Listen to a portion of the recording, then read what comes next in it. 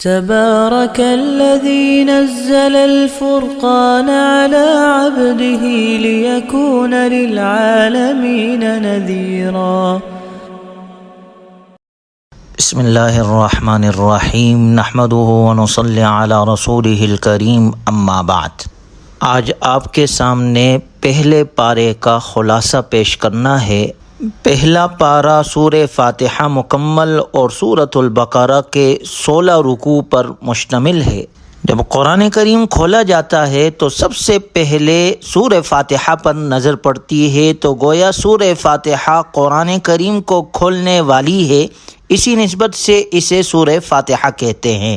یہ سورۃ مبارکہ 7 آیات پر مشتمل ہے. مختصر ہونے کے باوجود یہ قرآن کریم کی بنیادی مقاصد اجمالی طور پر اس سورۃ مبارکہ میں ذکر ہے، اس لیے اس سورت کو ام القرآن کہا جاتا ہے اور اسے اساس القرآن بھی کہا جاتا ہے، یعنی قرآن کریم کی بنیاد. گویا یہ سورۃ مبارکہ تمام قرآن کریم کا خلاصہ ہے. قرآن کریم کی بنیادی مضامین 3 ہے. نمبر 1 توحید، نمبر 2 رسالت اور نمبر 3 آخرت. اس سورۃ مبارکہ میں ان تینوں کا ذکر موجود ہے. الحمدللہ رب العالمین الرحمن الرحیم میں توحید کا مضمون ہے، مالک یوم الدین میں قیامت کا ذکر ہے، اور اہدنا الصراط المستقیم صراط الذین انعمت علیہم میں نبوت اور رسالت کی طرف اشارہ ہے. اس سورۃ مبارکہ کا خلاصہ یہ ہے کہ اس میں اللہ کی حمد و ثنا ہے، اس میں ربوبیت کا، رحمت کا اور اللہ کی مالکیت کا ذکر ہے. خیر کی توفیق بھی اللہ ہی کے ذریعے سے حاصل ہوتی ہے، ہدایت بھی اللہ ہی دیتا ہے، اور بندوں کو صرف اس اللہ ہی کی طرف متوجہ ہونا چاہیے. وہی عبادت کے لائق ہے اور اسی سے مدد طلب کرنی چاہیے. ایاک نعبد و ایاک نستعین، عبادت بھی اس اللہ کی، مدد بھی اللہ سے مانگنی چاہیے، اور ہدایت کی دعا کا بھی اس میں حکم دیا گیا ہے. اہدنا الصراط المستقیم صراط الذین انعمت علیہم، کہ اللہ ہمیں سیدھے راستے کی ہدایت فرما، ان لوگوں کے راستے پر چلا جن پر تو نے انعام کیا ہے، اور اے اللہ جن پر تیرا غضب ہوا ہے اور جو گمراہ ہوئے ہیں ان کے راستے سے ہماری حفاظت فرما. گویا سورہ فاتحہ قرآن کریم کے علوم کا ایک ایسا شفاف آئینہ ہے کہ اس میں 113 صورتوں کی جھلک ہم مختصر وقت میں دیکھ سکتے ہیں. یہ سورت تمام قرآن کریم کا خلاصہ ہے، اور اس کے بغیر کوئی رکعت مکمل اور قبول نہیں. شاید یہ جھلک بار بار دکھلانے کے لیے ہی ہر نماز کی ہر رکعت میں سورہ فاتحہ پڑھنے کا حکم دیا گیا ہے. اس کے بعد دوسری سورت بقرہ ہے. قرآن کریم کی سب سے طویل سورت ہے، جو 286 آیات اور 40 رکوعات پر مشتمل ہے. عربی زبان میں بقرہ گائے کو کہتے ہیں، چونکہ اس سورت مبارکہ میں بقرہ کا لفظ بھی آیا ہے اور گائے ذبح کرنے کا واقعہ بھی مذکور ہے، جو رکوع نمبر 8 میں ہے. اس مناسبت سے اسے سورہ بقرہ کہا جاتا ہے. بنی اسرائیل کے ایک مالدار شخص کو اس کے بھتیجے نے مال وراثت ہاتھ لینے کی غرض سے قتل کر دیا، اور پھر رات کی تاریکی میں لاش اٹھا کر کسی دوسرے کے دروازے پر ڈال دی اور اس پر قتل کا دعویٰ کر دیا. قریب تھا کہ مدعا اور مدعا علیہ کے خاندان ایک دوسرے پر ہتھیار اٹھاتے کہ اللہ تعالیٰ نے حضرت موسیٰ علیہ السلام کے ذریعے سے انہیں گائیں ذبح کرنے اور اس کے گوشت کا کچھ حصہ اس مقتول کے جسم کے ساتھ لگانے کا حکم دیا. ان اللہ یأمرکم ان تذبحوا بقرہ. ایسا کرنے سے مقتول زندہ ہو کر بیٹھ گیا اور اس نے اپنے قاتل کی نشاندہی کر دی. اتفاق سے انہی دنوں بنی اسرائیل کا ایک گروہ مرنے کے بعد کی زندگی کا انکار بھی کر رہا تھا. مقتول کے زندہ ہونے سے نہ صرف یہ کہ قاتل کی نشاندہی ہو گئی، بلکہ بعث بعد الموت پر ایک حجت بھی قائم ہو گئی، اور اس کے ساتھ ساتھ مصریوں کے ساتھ طویل عرصے تک رہنے کی وجہ سے بنی اسرائیل کے دل میں گائے کی جو عقیدت اور محبت رچ بس گئی تھی، گائے ذبح کرنے کا حکم دے کر اس کی تردید اور توہین بھی کر دی گئی. گویا گائے ذبح کرنے کے حکم میں 3 حکمتیں سامنے آئی. نمبر 1 قاتل کی نشاندہی ہو گئی، نمبر 2 عقیدہ بعث بعد الموت پر حجت، اور نمبر 3 گائے کی محبت اور عقیدت کی تردید. اس سورت مبارکہ کی ابتدا حروف مقطعات الف لام میم سے ہے، اور پھر اللہ تعالیٰ نے قرآن کریم کا ذکر فرمایا ذالک الکتاب لا ریب فیہ، کہ یہ ایسی کتاب ہے اس میں کوئی شک نہیں، ھدی للمتقین، یہ متقین کے لیے ہدایت نامہ ہے، دستور حیات ہے، آب حیات ہے۔ اس کے بعد اللہ تبارک و تعالی نے انسان کی 3 قسموں کا ذکر کیا، نمبر 1 مؤمن، نمبر 2 کافر، اور نمبر 3 منافق۔ مؤمنوں کی 5 صفات اللہ نے ذکر فرمائی، الذین یؤمنون بالغیب ویقیمون الصلاۃ ومما رزقناہم ینفقون، جو غیب پر ایمان لاتے ہیں، نمبر 2 نماز قائم کرتے ہیں، نمبر 3 زکوٰۃ دیتے ہیں، نمبر 4 آسمانی کتابوں پر ایمان لاتے ہیں، اور نمبر 5 آخرت کی تصدیق کرتے ہیں، وبالآخرۃ ہم یوقنون۔ یہ ایمان والوں کی صفات ہے، اللہ ہم میں بھی پیدا فرمائے۔ اس کے بعد کافروں کا تذکرہ کیا، دوسرے قسم کے انسان، ان الذین کفروا سواء علیہم اانذرتہم ام لم تنذرہم لا یؤمنون، کہ وہ کافر چاہے آپ انہیں ڈرائے یا نہ ڈرائے وہ ایمان نہیں لائیں گے۔ اگلی آیات میں اللہ تبارک و تعالی نے منافقین کا ذکر فرمایا، وَمِنَ النَّاسِ مَن يَقُولُ آمَنَّا بِاللَّهِ وَبِالْيَوْمِ الْآخِرِ وَمَا هُمْ بِمُؤْمِنِينَ، کہ یہ انسانوں کا وہ گروہ ہے جو لوگوں کے سامنے ایمان تو ظاہر کرتا ہے لیکن حقیقتاً ان کے دل میں ایمان نہیں۔ ان منافقین کی صفات کا ذکر کیا گیا ہے، اور مسلمانوں پر لازم ہے کہ وہ ان صفات بد سے اپنا دامن بچا کر رکھے۔ منافقین کی صفات جھوٹ بولنا، دھوکہ دینا، حسد کرنا، تکبر کرنا، زمین میں فساد پھیلانا، جہالت، ضلالت اور ایمان والوں کا تمسخر کرنا، یہ ساری بری صفات منافقین کی ہے۔ اللہ ہمیں اس سے محفوظ فرمائے۔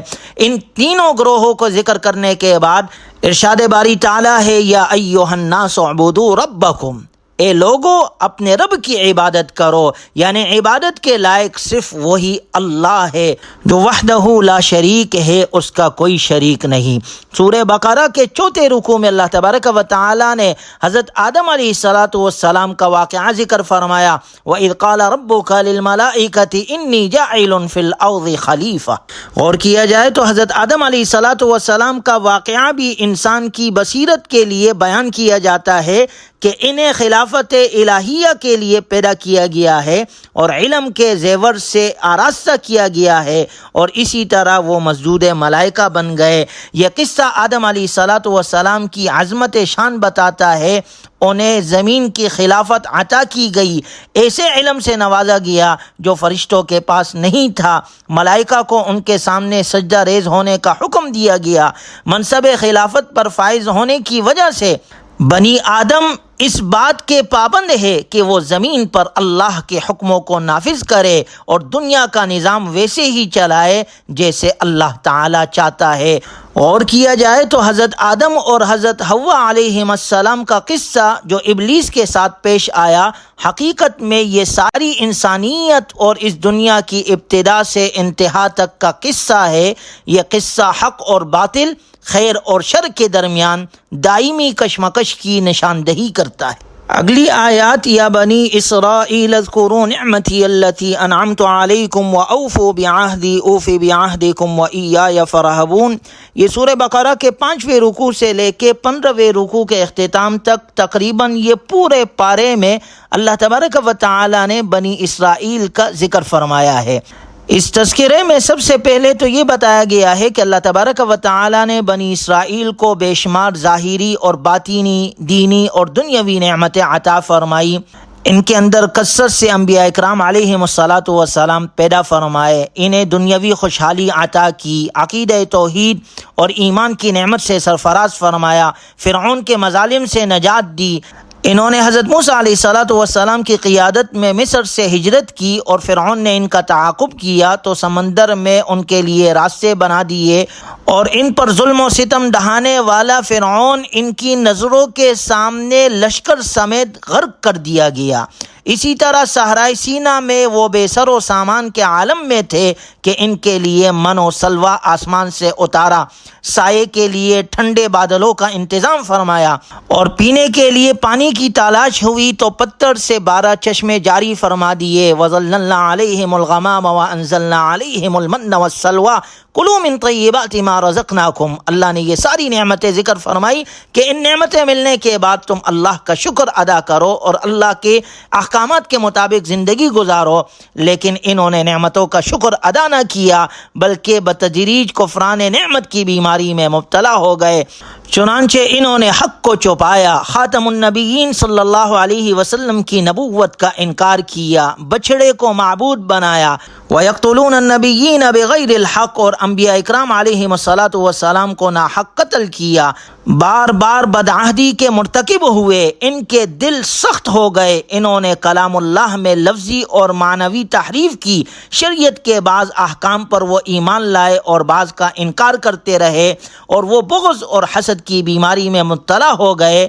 انہیں مادی زندگی سے مبالغے کی حد تک محبت تھی اور مقرب فرشتوں سے بیزاری کا اظہار کرتے تھے. جادو میں بے حد دلچسپی رکھتے تھے اور اس جادو کے ذریعے سے میاں بیوی میں جدائیگی کرتے تھے، معاشرے میں فساد کرتے تھے اور اللہ کے احکامات کی نافرمانی کرتے تھے.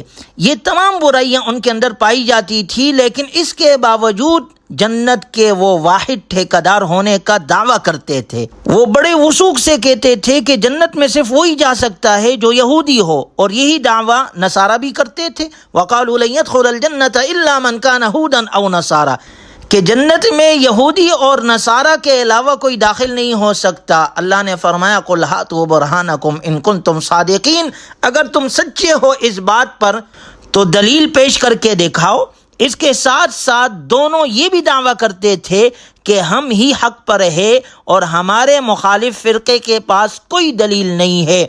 چنانچہ یہود پر انعامات اور ان کے کفران نعمت اور ان کے جرائم کی تفصیل کے ذکر کرنے کے بعد پہلے پارے کے اختتام میں اللہ تبارک و تعالی نے حضرت ابراہیم علیہ السلام کی عظمت کو ذکر کیا، جن کی عظمت و شان کو یہود اور نصارہ دونوں تسلیم کرتے تھے اور فخریہ طور پر ان کی طرف اپنی نسبت کرتے تھے.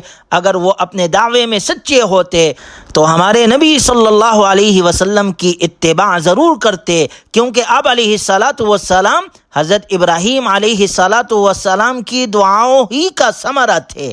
یہاں پر یہ بھی بتایا گیا ہے کہ اللہ تعالیٰ نے حضرت ابراہیم علیہ السلام کو مختلف آزمائشوں میں ڈالا، لیکن وہ ہر آزمائش میں کامیاب ہو کر نکلے. وَإِذِ ابْتَلَىٰ إِبْرَاهِيمَ رَبُّهُ بِكَلِمَاتٍ فَأَتَمَّهُنَّ، ان پر مختلف آزمائشیں آئی.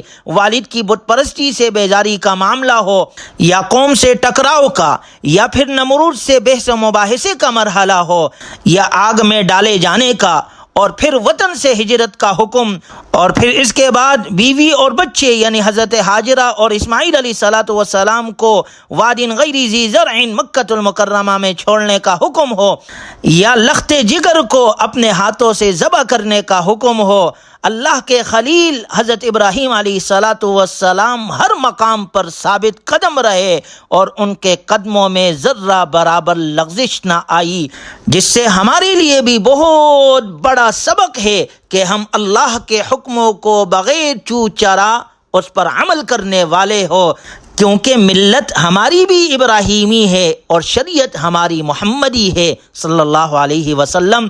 اور پھر اللہ تعالیٰ نے حضرت ابراہیم علیہ السلام کے دعاؤں کا ذکر فرمایا. وَإِذْ قَالَ إِبْرَاهِيمُ رَبِّ اجْعَلْ هَٰذَا الْبَلَدَ آمِنًا، اے اللہ اس مکۃ المکرمہ کو امن کا شہر بنا. وَارْزُقْ أَهْلَهُ مِنَ الثَّمَرَاتِ، وہاں کے رہنے والوں کو پلوں کا رزق میسر فرما. اور وَابْعَثْ فِيهِمْ رَسُولًا، اور اے اللہ ان میں ایک رسول مبعوث فرما. اللہ تبارک و تعالی نے حضرت ابراہیم علیہ السلام کی دعا کو قبول فرمایا اور آپ علیہ السلام کی ولادت مکۃ المکرمہ میں اور حضرت اسماعیل علیہ السلام کی اولاد میں ہوئی. ابراہیم علیہ السلام کا تذکرہ فرمانے کے بعد اللہ تعالیٰ کا ارشاد مبارک ہے وَمَن يَرْغَبُ عَن مِّلَّةِ إِبْرَاهِيمَ إِلَّا مَن سَفِهَ نَفْسَهُ، کہ ملت ابراہیمی سے وہی شخص اعراض کر سکتا ہے جو شقی، احمق اور خواہشات کا غلام ہو. یہود و نصارہ واقعی ایسے ہی تھے. وہ ابراہیم علیہ السلام کی طرف اپنی نسبت تو کرتے تھے مگر ان کا زعم باطل یہ تھا کہ نجات حنفیت کی اتباع میں نہیں ہے بلکہ یہودیت اور نصرانیت کی اتباع میں ہے۔ اللہ تبارک و تعالی نے اپنے نبی صلی اللہ علیہ وسلم کو حکم دیا کہ آپ انہیں حنفیت یعنی دین اسلام کی طرف دعوت دے، جو کہ تمام انبیاء اکرام علیہم الصلاۃ والسلام کا دین ہے۔ اگر وہ آپ علیہ الصلاۃ والسلام کی دعوت کو قبول کر لے تو ہدایت پا جائیں گے، اور اگر قبول نہ کرے تو ان کا انکار اور گمراہی کسی دلیل کی بنا پر نہیں ہوگی بلکہ ضد اور عناد کی بنا پر ہوگی۔ گویا ملت ابراہیمی یہ ہے کہ جیسے ہی اللہ کا حکم آ جائے تو فوراً اس کی تعمیل کی جائے، اور یہی طریقہ ہر عقل مند انسان کو اختیار کرنا چاہیے۔ اہمیت نیک لوگوں کی راہ کی پیروی کی ہے، نہ کہ ان سے کسی نسلی تعلق کی۔ پہلے پارے کے اختتام میں اسی وجہ سے اللہ تبارک و تعالی نے یہ آیت 2 مرتبہ ذکر فرمائی، تلک امۃ قد خلت لها ما کسبت ولکم ما کسبتم ولا تسألون عما كانوا يعملون، کہ وہ ایک گروہ تھا جو گزر چکا، انہوں نے جو اعمال کیے وہ ان کے لیے تھے، اور تم جو اعمال کر رہے ہو وہ تمہارے لیے ہے، تم سے یہ نہیں پوچھا جائے گا کہ وہ کیا کرتے رہے۔ کسی سے نسلی تعلق کو آخرت میں بخشش کی بنیاد نہ سمجھنا، بلکہ اللہ تعالیٰ تو کردار دیکھے گا، عمل پر نجات ملے گی۔ اللہ تعالیٰ ہمیں اچھا کردار اختیار کرنے والا اور نیک لوگوں کے نقش و قدم پر چلنے والا اور قرآنی تعلیمات پر عمل کرنے والا بنائے۔ وآخر دعوانا ان الحمد للہ رب العالمین۔